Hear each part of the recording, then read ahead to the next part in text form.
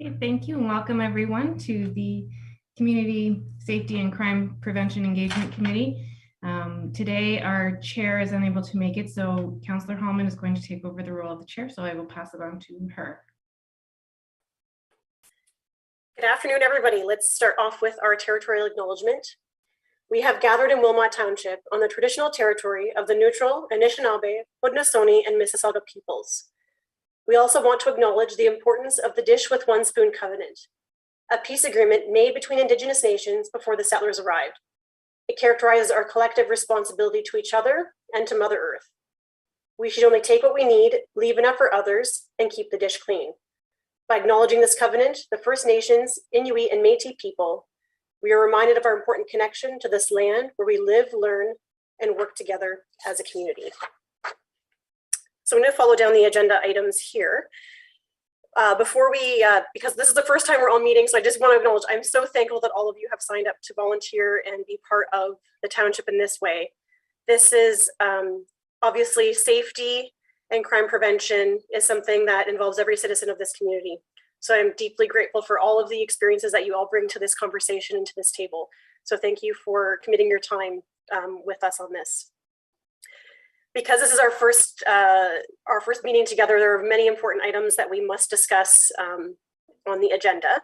So before I ask if there's any disclosure of pecuniary interest, I'm going to actually ask the clerk to define that for us, and then I'll go ahead and ask for that. Thank you, Councillor Hallman. The Municipal Conflict of Interest Act outlines the overall conflict of interest. And a pecuniary interest is basically a matter where you may have a direct or indirect conflict relating to any matter that's under consideration that we speak of.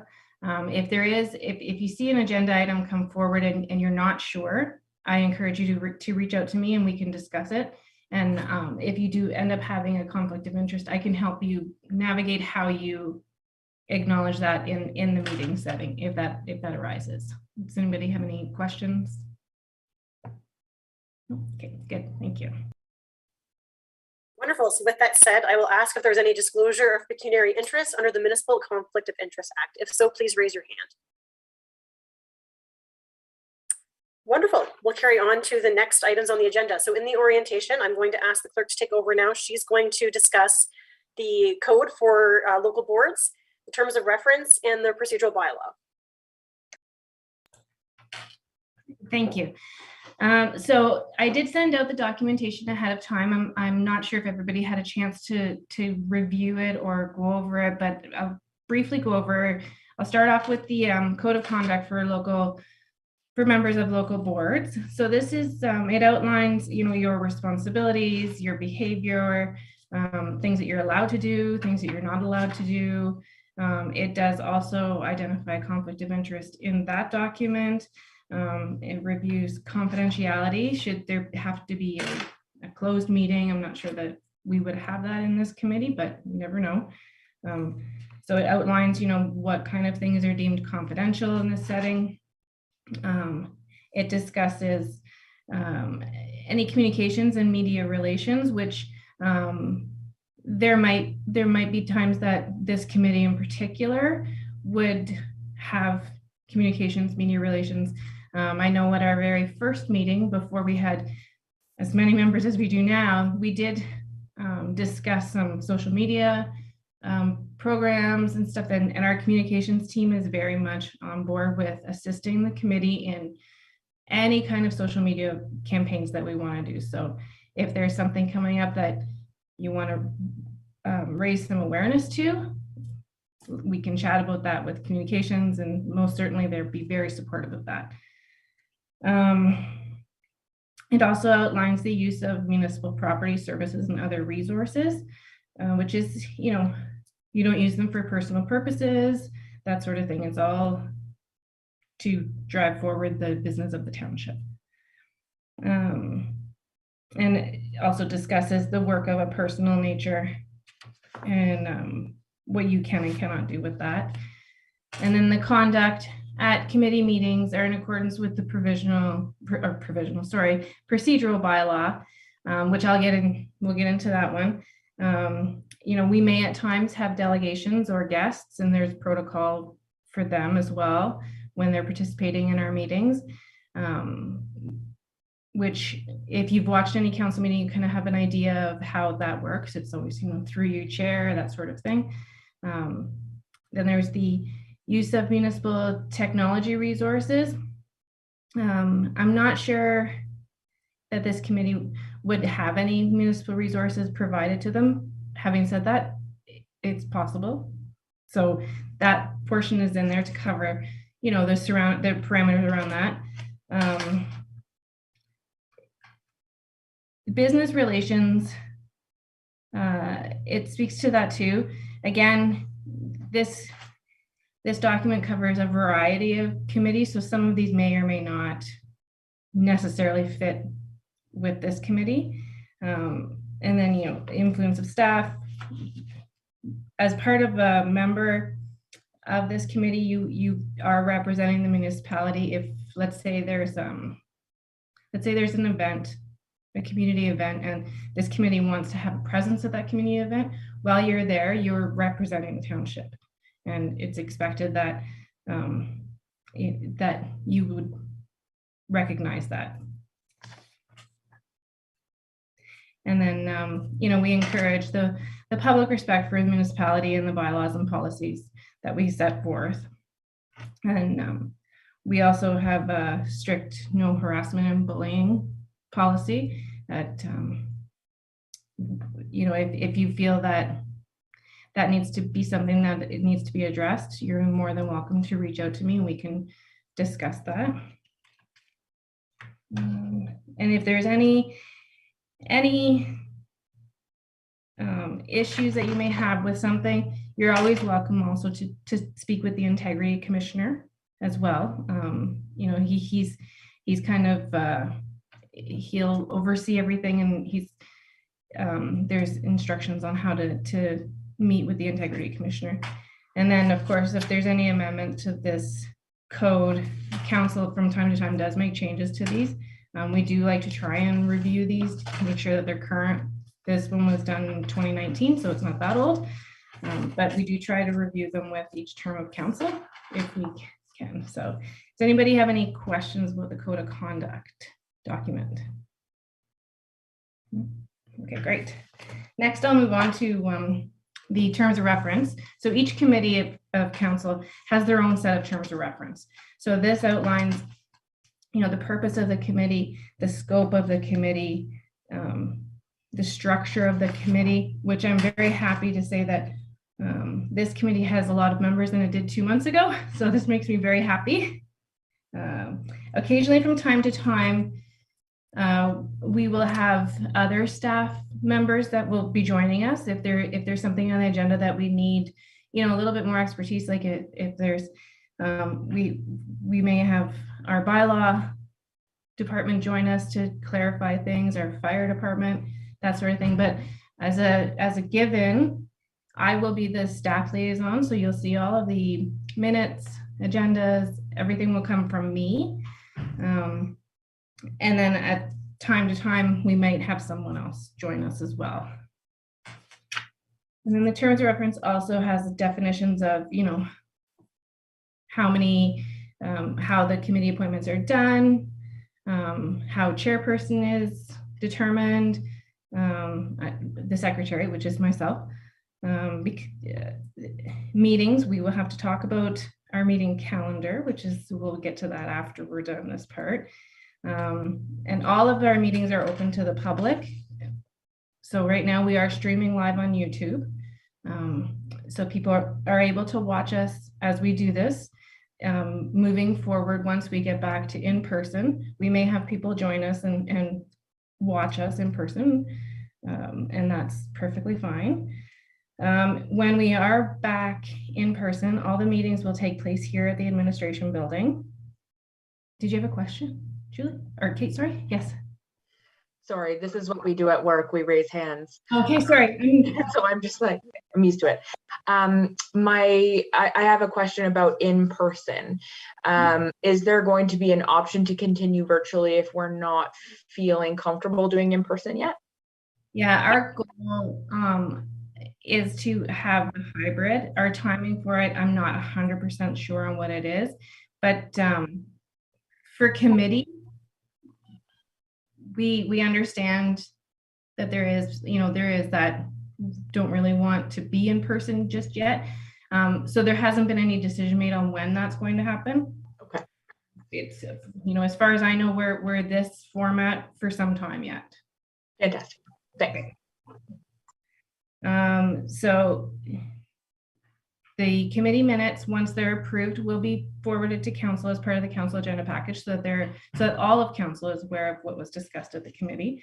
And at minimum, the committee will provide a quarterly update to council on the progress. So that's typically the chair that would do that.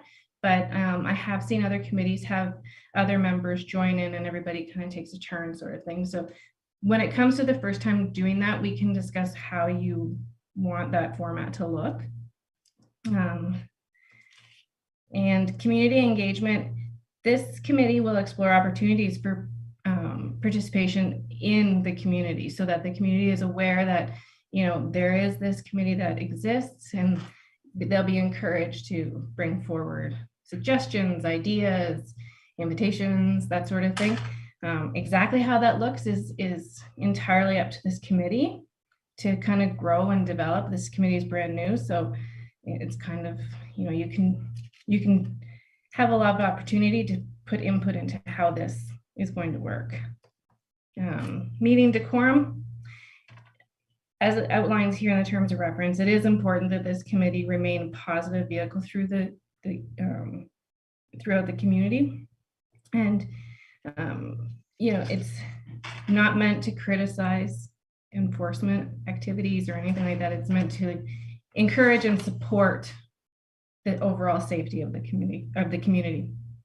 And then it just discusses the parameters surrounding if we have to let a member of the committee go. So hopefully we won't ever have to worry about that.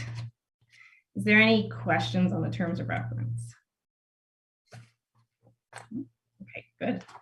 So the procedural bylaw is a bylaw that council passes that outlines the actual flow of the meetings, I guess you could say, is the easiest way to do it. So it will outline, how we deal with delegations, when we receive documentation, that sort of thing. It's a fairly long document. I encourage you to read it and ask questions. Some of it is specific to council meetings, but it is still how we would run our meetings as well. Does anyone have any questions on that document? No? Okay, so does anybody have any questions at all on anything? How often do we meet? Is it every 2 weeks or once a month? No, typically we would meet once a month. There hasn't been a set schedule set just yet because we were hoping for more members, and now that you're all here, we can now have more members, more meetings, sorry. So it's entirely up to the committee. So I'll pass it back to Councilor Hallman to look after that part. Sure. Okay. Thanks. Thanks, Ms. Murray. That's wonderful. So the typical committees meet once a month. And then within that branch, there can be subcommittees of tasks that kind of discuss and bring that back to the table. So that's kind of something that I envision that might happen here once we kind of discuss kind of goal setting with everyone, and then see if there's action items that people want to take on. I'm just going to use, for example, one of the things is that so far the chair and the members of council who are on this committee have sent stuff to the communications team to post on the website. For example, Pink Shirt Day for anti-bullying, stuff like that. So it would be very beneficial if members could review the community safety and crime prevention list on the website and see if you see any resources that would improve that for the public to have access to, that we can direct them to with that. So that I would appreciate that one piece. I'm thinking before we go on much further, I might ask each one of you to unmute and introduce yourselves so we can get to know each other a little bit and what brings you here with us to volunteer your time. And then maybe that will help us see what goals you come in mind with. And we can see how that can kind of unfold together as a group.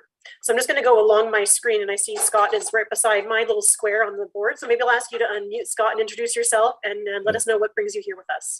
Okay, great. Yeah, my name's Scott Dunstall. I live in New Hamburg. We are have children in the region. We also have grandchildren in the region. So there's always interest in our family about both safety and crime. And, we saw a little blip in a lift in crime at the beginning of the year, especially right after the Christmas holidays. So I think that personally piqued my interest. And I was reading the summary of the mandate of the committee, and a lot of it is going to involve community outreach and programs to engage different groups within the community. So we're members of the Legion. I just joined the Optimist. I don't know them that well, but I'm starting to get to know some people in there.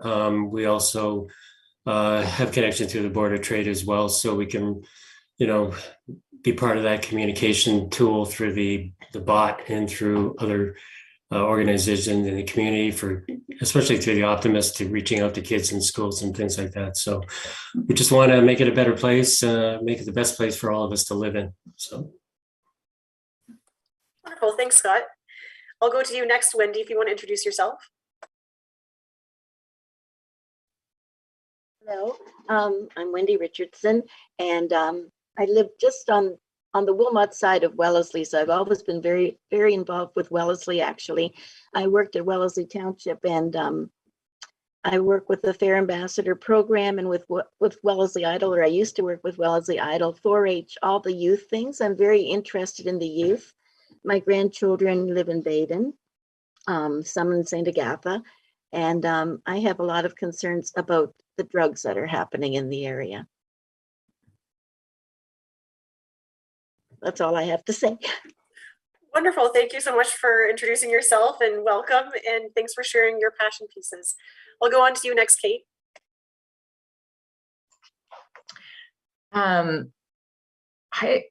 I don't always necessarily know how I end up in these things, but it's one of those things where I've moved to the community within the last 2 or 3 years, and I have kids. I have 2 young kids, one at Baden Public and one who's not in daycare yet because COVID.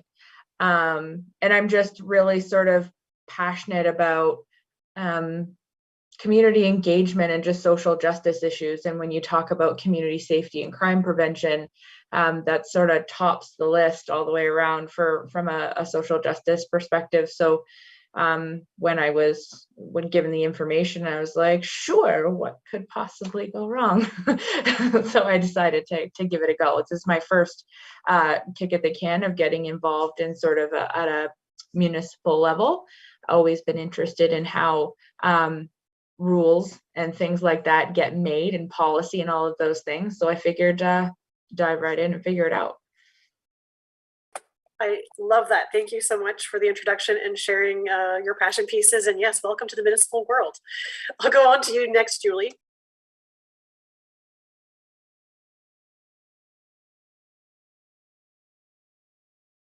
The famous words of Zoom, you're on mute. Oh my gosh, sorry. I did the gig. Anyway, my name is Julie Mulliner, and my name is Julie Mulliner, and I live in Baden, and I previously lived in New Hamburg. I'm someone who always I always want to do anything that I can to help and improve our community, for our kids and for ourselves, because I think that this crime prevention is so important. So I really like this idea of this particular council. And I also run Kids Club's Bully Support Group. It's been run since 2005. And I'm hoping once COVID, is a little bit we can meet in person, that, you know, I'm going to implement that into our town.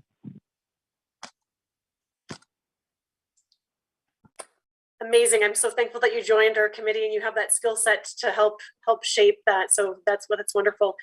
Councilor Gordon, I know that you are attending with us over the phone, so we can't see you on Zoom, but do you mind unmuting yourself and just introducing yourself?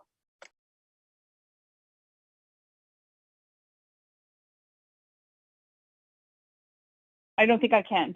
It's not gonna, can you hear me? We can hear you.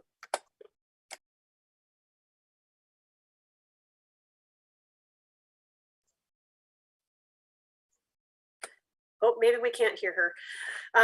Councilor Gordon is attending with us as well.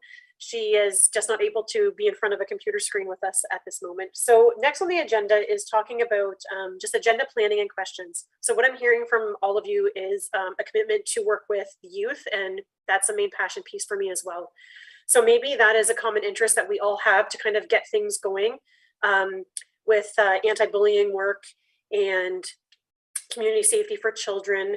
So I'm just curious if there's anything that, sorry, I'm just going to rewind back a little bit. So one of the beginning meetings, we kind of discussed different things that we'd like to see take shape. One of the things we had discussed was about Pink Shirt Day and opportunities to work with youth on that. One of the things that I've been hearing with my role as an elected official and very recently is the need for more support for the diverse population of Wilmot Township and the queer community. So there seems to be some struggling with the youth in who identify in the queer community. So I think we have so many opportunities to engage and provide resources, and with the communication team of Wilmot Township being behind that, and you know, with such a young committee, we have so much opportunity to shape how we see this and creating a safe place for everyone. So I'm going to can put myself on mute, look for you guys to raise your hand to see if there's elements that you would like to add to the next agenda to discuss or website. And oh, there's Councilor Gordon popping in now. So maybe I'll just quick pause, let her introduce, and then we'll jump back into this topic.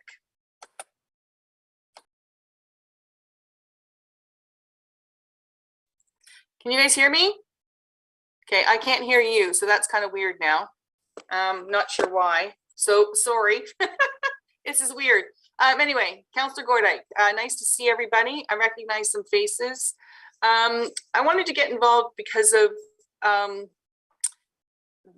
it's the little things, I think. Like when we first started council, there was the graffiti that kind of came up in our community, and I saw that there was a couple that decided to do something about it, and I thought that was great, like that community engagement. And I thought, what other things could we possibly look at that don't necessarily need police presence, but just that community engagement within the township to sort of just move things forward and get people back to sort of you know, the block parent kind of thing, you know, where you had the little sign in your window and you knew you could get somebody to be there to be supportive. And Wilmot has, as some of you already know, I'm part of the Wilmot Cherry Fox Run.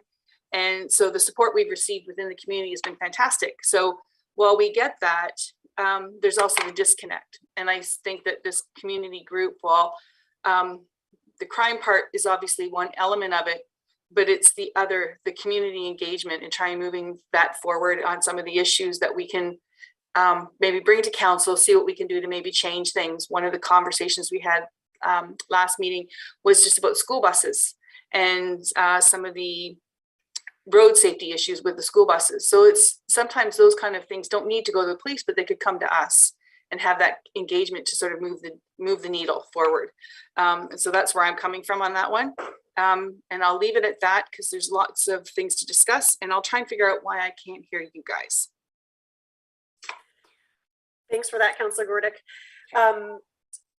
So to continue from where I was going, and with Councilor Gordon's comment about other avenues that we can use here through the committee, one of the important tools that we have as well at a committee level is we can discuss different things that we would like to then advocate at the next level, which we then bringing it to the floor of council. So let's just say that the community is saying, just to use the busing that Councilor Gordon had said, when we have people reaching out to us about safety issues, if that comes back to here, we can then maybe write a letter where we all sign it, and then that would go get brought. We'd ask the clerk to bring that to the floor and see if then council supports that request. And sometimes, because we operate a budget on a yearly basis, if there's things that we start gathering through our meetings through the year and say, you know what, we're really noticing lack of lighting somewhere or that kind of thing, then at the budget time, we can ask different departments to reflect on the data that we've seen and to see if there's an opportunity to have that supported to include safety in that sort of thing. I'm just going to, oddly enough, run away from my computer to get a poster that I left on my desk at the other spot.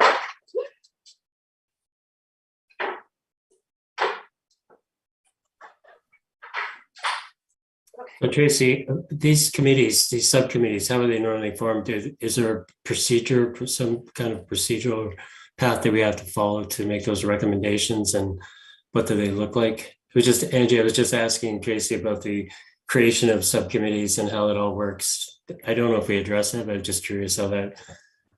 Yeah, so if the committee decides that they want a subcommittee, which is usually like a working group, like a little project team. Yeah, I noticed that terminology in the paper. So yeah, you're free to do that. It doesn't require any extra, approvals from council or anything like that. It's just, 2 or 3 people would kind of go off and do the research, do the work, and then come back and report to this committee as a group. And then if this committee wanted to bring forward something to council, then it's done that way.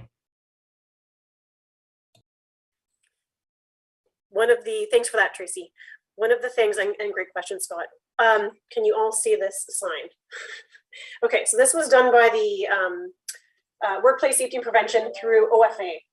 And another municipality close by has done this as well.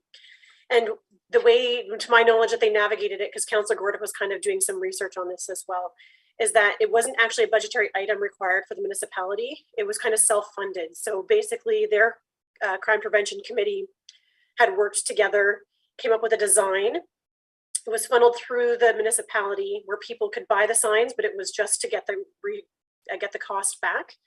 And then it allowed people to purchase and put on their front lawn in that season, remember to go slow, watch out for kids. And it's just that visual cue that reminds neighborhoods and communities that they're united together to kind of keep the roadways a safer place. So that was one of the things that I wanted to bring forward, because it seemed to go really well in other area municipalities. And it was just that visual cue. And there's so many people who are looking for those pieces in our community. So I'm going to ask if that can be added to the next agenda item to be discussed when the chair's back. Is there anyone else that would like to add topics for discussion on maybe the next agenda or coming up agendas? If you don't have them now, that you can always email the clerk to have them added. But I thought I would kind of see if anyone wants to raise their hand and share some ideas and visions that they might have. Kate. I don't know if this is within our scope, so forgive me. But one of the things, it's sort of along the lines of the bullying idea, with there being quite the divide around people who still believe that masking is a good idea around COVID, and people who are kind of done with the whole masking thing and COVID in general. I see there to be a bit of a potential for a safety issue within the community in terms of people being criticized and or bullied for their choice to continue wearing masks, whether that be in school. Now with the mandates, it's not required, but there are still some families who have more risk than others and what have you. I can just see that there being a bit of a potential for some discord there, and there being a bit of a psychological safety issue. And so I'm wondering if there's something that we can even do about that. It's just sort of something that came up for me. That's a great point, and definitely there's lots of mental health issues surrounded that, and the support that different people bring to that discussion. Councilor Gordon, did you want to hop in there with a comment? Yeah, thank you. And I missed the beginning of the meeting, so we don't have an official chair. So, but through the chair, Councilor Hallman,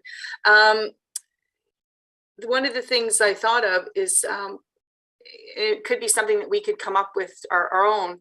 But when the community went and rallied, and Wilmot had some Syrian refugees come over to Canada during that first sort of wave, there was a group that got together and designed a film. Angie, do you have one in your place of business that you could maybe? I see you get up, so I figure you are doing that.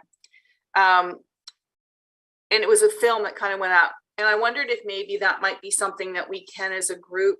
I don't think we need designers, but maybe just something as simple as, I don't know, something cute and fluffy, to kind of maybe see if it's something. Now, they're not inexpensive, so it's not that, but it could, even if it's just something that we help the community get out there, even on the Wilmot Stronger Together page, if we ask, or any other businesses who might want to put something up on their social media, like I don't know what, but something as simple as mask friendly, or whatever, that might allow businesses not to sort of, because the one that's up there still for a lot of businesses, the one that sort of seems to be more medical, more mandatory. Just wondering if just even a symbol might be enough. And that's, again, for conversation. Like, I don't know if that's enough. But I agree with you, Kate, is that there are going to be some people, like I'm not taking my mask off. I've been wearing it everywhere I go. I have a dad that's compromised. I have some friends that have autoimmune issue compromises. And so I'm doing it for them. So I'm a firm believer in the we, not me part of the masking. So I get where you're coming from, but since the mandate's been down, which is, I know hasn't been very long, I'm more surprised that there's more people wearing them than I thought there would be. And so far I've not been harassed. So doesn't mean that it might not come. But interestingly enough, I'm still seeing a lot more people wearing them than I thought I would. So yeah, so I'm just putting that out there as a bit of a suggestion. Maybe we just come up with something a little more mask friendly. So the businesses have the support, and then of course the schools as well. That's a great idea. I'm wondering if, Ms. Marie, if we can, is it a possibility to have the comms team use the township logo with messaging that would be supportive, to say something from, I'm sure public health probably has some kind of messaging that says that way, that we could add or grow to. Is that something that you could add to for the CLT to talk about and then report back to us? Yeah, I'll follow up with an email to communications following this meeting and ask them to bring it up at CLT on Tuesday to discuss. Okay, thank you. That would be a great step. Look at us getting stuff done. We are 2 months away from I just thought it was appropriate timing, because next we'll meet in May, and then we have June, with June being Pride Month, and looking for, I know that the township last year was, the council supported unanimously to have the Pride flags at the community centers, which was a great step. And so many families in the community felt really loved, embraced, and supported by that. And it would be great to see support from our committee to do some more messaging from that. I'm wondering if there's anyone here that would like to find resources, or maybe connect with Spectrum or other resources within Waterloo Region, that we can compile a list of safe links and data and networks to help the queer community in Wilmot feel embraced, and have a great resource of links that we can provide on our website. And if there's anyone that has any further data that we can perhaps create messaging coming from this committee to make sure that people feel safe and welcome to participate in our community. We've got to focus on positive messaging and making sure that that the youth and adults and the families all feel included. And that would be great if we could focus on that and get something positive out there before June. Is that something that everyone supports, and we can maybe see if anyone wants to work on that? Councilor Gordon? Sorry, I'm mute. I forgot to mute through the chair. Sometimes it's the little things. When we, Councillor Hallman and I had the Ukrainian flag up during our last couple of council meetings, it was surprising to me that I got a lot of, not very many, maybe 5 or 6 people reaching out to me saying thank you. And so I don't know if anybody gets near a dollar store or wherever, just for our June meeting, if nothing else, you know, if you're so inclined, and not to push it on anybody, but if you're so inclined, you know, there's a lot of rainbow stuff out there for people. And, you know, just even having, you know, a rainbow pin or the flag in your background. Those Ukrainian flags, I believe, Councilor Hallman, they were like just $1, correct? Something like that. So that kind of support, even just from our committee, I think goes a long way, especially because we are on Zoom. Whether we're there in June or not, I don't know, but we are going to be going to hybrid meetings, I believe, Miss Murray. And so people will still be able to watch us and see us. And so those little supportive measures that we do, I think, are great. There are businesses at the moment where we've gone around and put up Pride, again, the films in their windows. So that can be. It could be something that we, as a committee, whether we have the time or not, is be participating in the flag raising for June, if we feel so inclined to do so, which again, our committee can then show support through the community by being there at the flag raising. We didn't do it last year, right? It was the 2021, right? That we did the first year, but last year we didn't because of COVID, I think, was it? Or was it 21? Brain, all that COVID brain. I can't remember the timing now.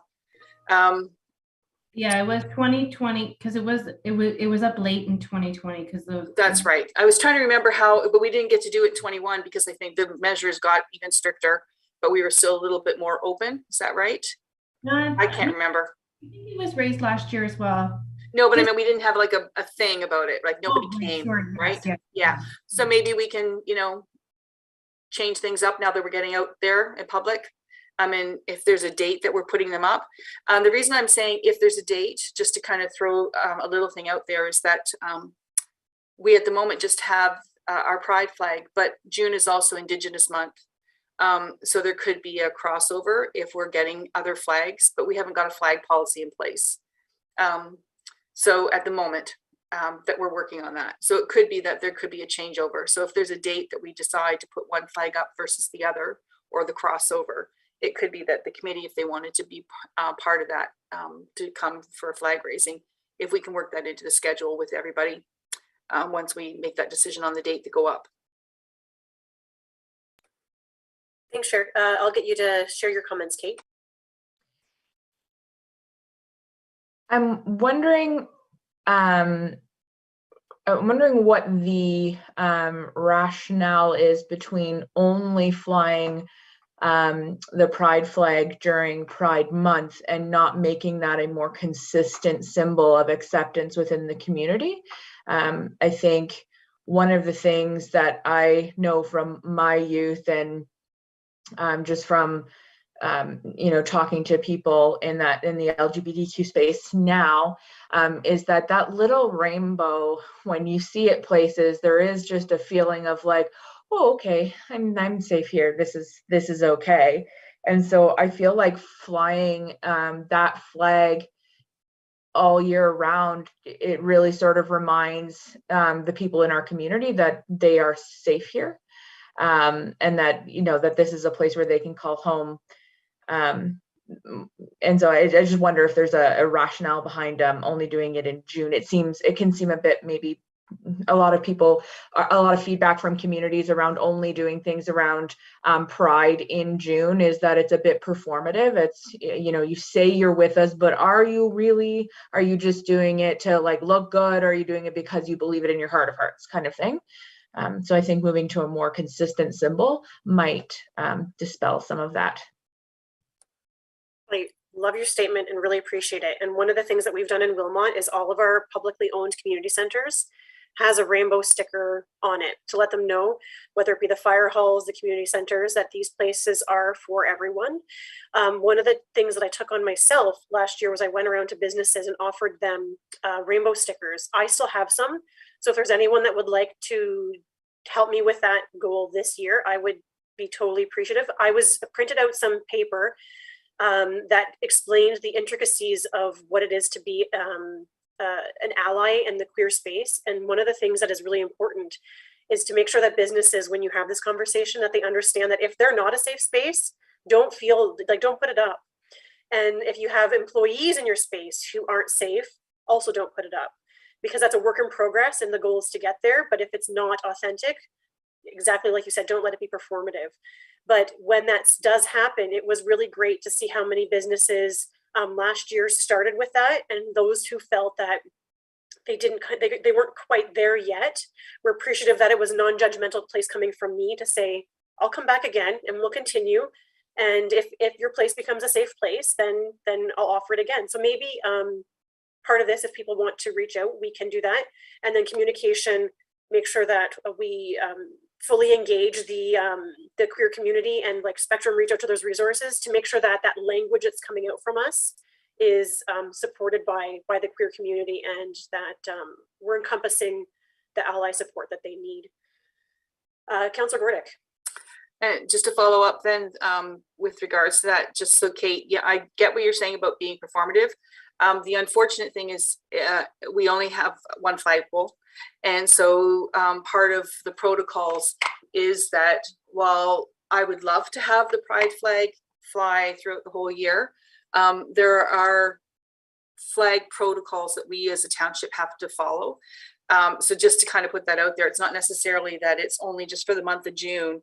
It's just to do more with actual space, a whole pile of other things which make it sound like an excuse, but staff time, having staff members come put the flags up at all the township offices, and then there would be like, there's another month. So July is Canada Day. So we kind of put the Canadian flag. And then, there could be, once we get a flag policy into place, there could be that we put up what Councillor Hallman and I have both asked for is to at least fly 7 flags. There's 7 flags that Parliament flies, and if nothing else, just to be consistent, so that we're not having to answer the call for, Elephant Day flag, right? So, but at least if we start with 7, but those 7 then could be throughout the year. So a missing and murdered Indigenous women flag could go up, but when do you put that up? We did put up, when the graves were discovered, we did put up the orange flag last year. And so, but that was more timely and supportive of the community, the Indigenous community for that, but we couldn't fly it for the whole time because during that time, I can't remember what it was, my memory escapes me, but we had to end up taking the flag down. And then of course, Heritage Day flags, Remembrance Day flags. So the unfortunate part is that we only have so many flagpoles. And I think even though it's performative, if nothing else, by having a little bit of a ceremony still allows the community to know that we're kind of in support. Well, not kind of, we are in support, but it's the sort of, the conversation was had, if we were to put the flag up for the graves that were found and all the children with the Indigenous community, I think the flag, if we were to leave it up, I think was going to be like for 77 years, some horrible, horrific number. That might get, the Indigenous community may feel that that's supportive, but for other people, that might be that we just look past it. It's kind of like we look past the traffic mitigation signs where it says slow down to 50, and you see it so many times that you don't slow down anymore because it's, you're not getting a ticket, you just see it. So there's a point of being relevant. I'm not saying that it wouldn't be important to have a flag up for 77 years because that's horrific to realize that that's how long and how many children have gone missing and or were murdered during the residential school program. But there's that balancing act, especially within the township. So I'm just kind of throwing that out there. So I hear you, don't disagree with you, but there is a balancing act for that. Thanks, Councillor Hellman. Kate, do you have a comment? Yeah, I'm just wondering where you guys have referenced a flag flying policy. Where does one find said flag flying policy? So currently the municipal legislative services is working on getting that. That's what Councillor Gordon was addressing, is that we need to improve it. And so that's one of the things on their list to bring to council. So when those intricacies happen, there'll be opportunity for the public to engage and comment and participate in that. So it's being fleshed out. It doesn't exist yet. One of the other pieces that I was wondering if anyone would like to join me on a sub-project of this committee is bike safety. One of the things that came up early on in this process when I was establishing and wanting to have this committee was for children's safety with bikes. As we become a more active transportation community and children start to really enjoy the summer and COVID restrictions lift, I've had some community feedback. I'm also the chair of parent council at New Dundee Public School. And so we had some discussions on as kids kind of get those freedoms back in the community. It's been a couple of years since they've had that, and some kids haven't even had that. So what does bike safety look like as kids start to take advantage of going to parks and that kind of thing? So I thought this would be a really great project for us to work with the township and get a one of the facilities and see if we can ask Waterloo Regional Police and ask any members. Awesome, Kate, thanks. And see if, you know, we have a wonderful bike shop in downtown New Hamburg. So maybe we can see if they'd like to come out and pick a date. So yes, I see Kate's hand, and then I see, I'm gonna ask Julie to unmute and share her comments. Oh, sorry. I was just going to say that I'd be interested in helping you with that project. Wonderful, thank you. So we'll connect offline on that. And Kate, I see that you have a comment as well. Yeah, just saying that bike safety is something a little close to my heart. My aunt is actually the person who was the founder of the Share the Road Foundation. So when it comes to bike safety, it came as a result of her husband was tragically killed in a biking accident. He was an OPP officer, and he was hit while riding his bike. He was I think he did triathlon. He was a bit nuts on the whole fitness side of things. Loved him, but I couldn't get behind all of his fitness things. And so bike safety is a big deal. I'm also a bit of a helmet person. So talking about helmet safety and how that can actually work, because head trauma is one of the like traumatic brain injuries is a really significant risk factor for a lot of other things in life. So yeah, I think that I have a lot of resources on that side of things, that in terms of things that we can do in the community to encourage people to bike. That same aunt is also now the CEO of the Trans Canada Trail. So lots of resources on that side of things to take advantage of. That is amazing, and I'm so happy that that this is coming together like this. This is such a great opportunity to get this information out to the youth and keep them safe and active. Councilor Gordon. Yes, just two things. So reaching out maybe to Scott, I heard him when I was on the phone, that being a new member of the Optimist, and they do a lot of community engagement with the children. You know, maybe that might be something to take back to the organization to see if. And I don't know what the Optimists do for all of their events. So I know that obviously with the Easter egg and Halloween parties, they do a couple of things like that, but it might be a way to, with coming out of COVID, as all of the organizations within our community are coming up with different ways to re-engage. Yeah, for sure. Maybe a bike thing might be something, and I don't know, because it might be, you know, coming out of COVID, you guys might not have the resources or the time with trying to navigate that kind of thing. The other thing, Councillor Hallman, I'm just wondering if with a lot of changes happening on our roads, so for example, in St. Agatha, so Ms. Richardson may realize some of the changes on the road with Notre Dame, and putting in more and more bike lanes as the region as well as the township redoes roads, they're putting in the bike lanes. Wondering if there's a connect with either the region to have a bike lane map. If they have one, maybe we could put that on our township website to sort of within our own, and I don't know if they do, so it might be something. And I'm happy to ask that, but just using it as a resource, and or through our trails. And I don't know this because you know how much I love trails. Are trails bike friendly? And if so, you know, maybe working with the trail committee to produce something to sort of say where are the good places for bike riding, because I don't do the trails, so I don't know if there's a space that allows, or people just assume to share the trail, because I don't know how wide they are, how many people are out there. are some of the trails not as safe for bike riding because of gravel versus paved, all that kind of stuff. Again, not my thing, but just kind of wondering if that might be a conversation between the two committees, with the trail committee and the crime committee, with regards to bike safety, and where are the safest places for people who are on bikes. And then of course through the region, some of the road maps that they've done where they're making the roads wider and putting in the bike lane specifically for that. Thanks, Councilor Gordon. One of the things that, just with you mentioning that comes back to the bike safety is the tires. Tires matter. So it depends on the tire. It could be meant for road, it could be meant for mountain biking, and all of that kind of impacts how you use your bike on a trail or whatever. So that information is helpful with kids kind of understanding, or just people in the community understanding how that works.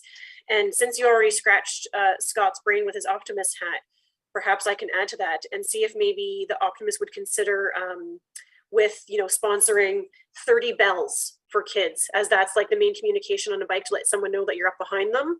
So maybe that's something that the optimist, we could reach out to different optimist organizations to see if they would consider sponsoring bells on bikes for youth under 12 or something like that for bike safety, or something reflective armbands for you know, evening or early morning riders.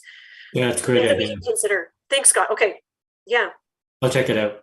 Okay, so yeah, I'll start gathering some of that information, connect with the clerk to see about a space that we can use for the municipality. Oh, Wendy, you have a comment. I actually would really appreciate that with the bells, because I do walk the trails, and I really appreciate it when there's a bike coming up behind you and they, you know, hit their bell. Just gives you a chance to move over, keeps them safe and keeps you safe. I think that would be an awesome idea. Wonderful. I think that would be, this is such an easy, oh, sorry, Kate. Good.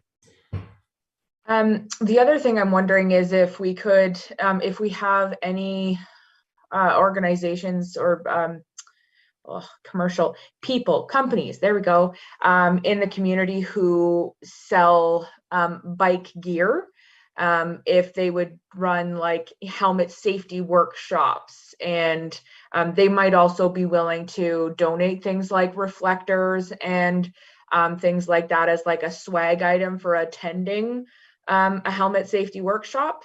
So that might be an interesting way to go about things as well. Corporate sponsorship is never a bad idea.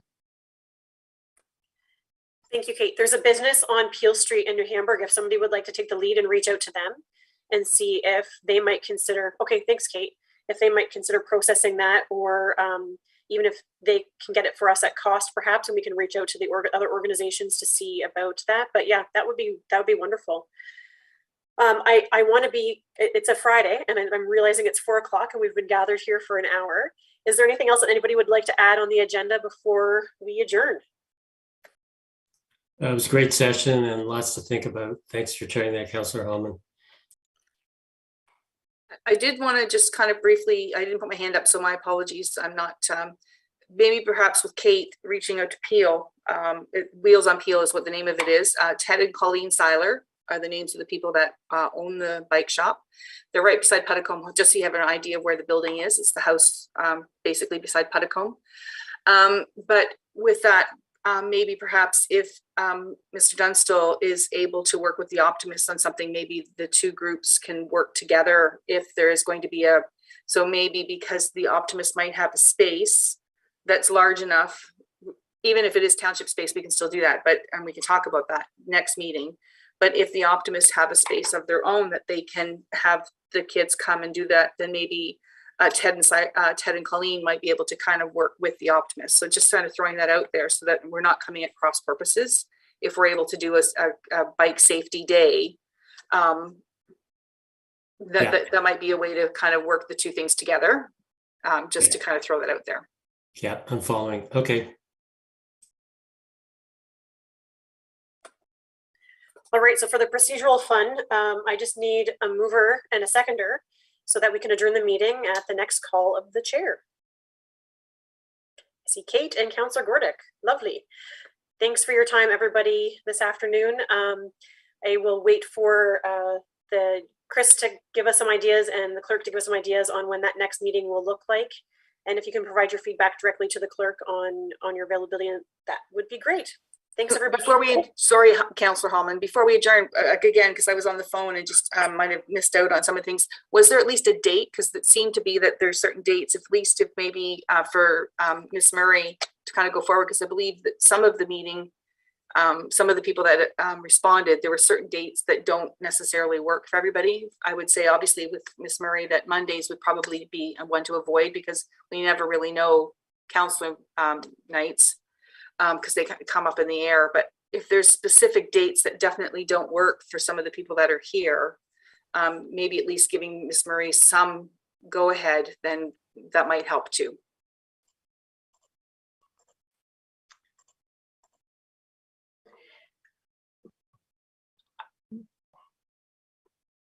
What?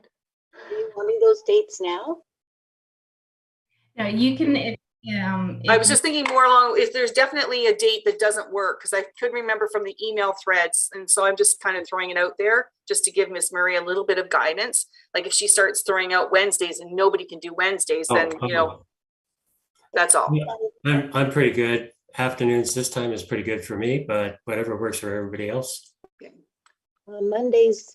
Mondays, Tuesdays, and some Thursdays don't work for me. I have to take my granddaughter to work, but it would work after 5 sort of thing. Just those dates. Other than that, I'm good.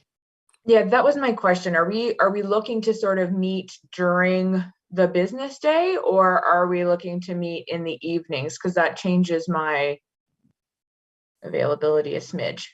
Okay. I'm good either way, evening or day. Me too, except for the Mondays. And so I can work around it, just Mondays because of council meetings, just to make it easy for Miss Murray. So I'm good too. Thursday evenings are not good for me. Thursday evening, afternoon, evening, I can't do. Yeah. Are you generally okay during the day, Kate, or is that something that you need to avoid? There's some flexibility on my end in that I work from home and I have an employer who's excellent, and that they sort of don't police my time. But at the same time, I try to minimize how much time I'm taking out of my work day to do non-work things. So if it could be avoided, that would be ideal. But if people just can't do in the evenings, then I'll suss it out. Councilor Hallman, you had mentioned at the beginning of the meeting that you wanted us to review something on the website. I can't find what you asked me to review on the website. And so could you elucidate that, like clarify what you're looking us to Absolutely. Thank you for that clarification question. I'm going to ask the clerk if she can email the committee a link to the community safety and crime prevention piece on the website. So that way everyone can review that before the next meeting and see where our gaps are. Julie, did you want to comment on your availability before we call wraps? Yes, I actually did. I'm more with Kate that the evenings would work a little bit better, like even like 5 or later. If it's not possible, then that's okay too. I'll figure out how to do that, but it would just be a little easier. So I will look to evenings. That's fine. We can totally do that. Not a problem. All right. Thanks, everybody. And we had to move her in a seconder, so we are adjourned. Thanks. We'll see you guys all soon, and I'll see you offline for working on getting that bike safety thing going together for everyone. Thanks so much.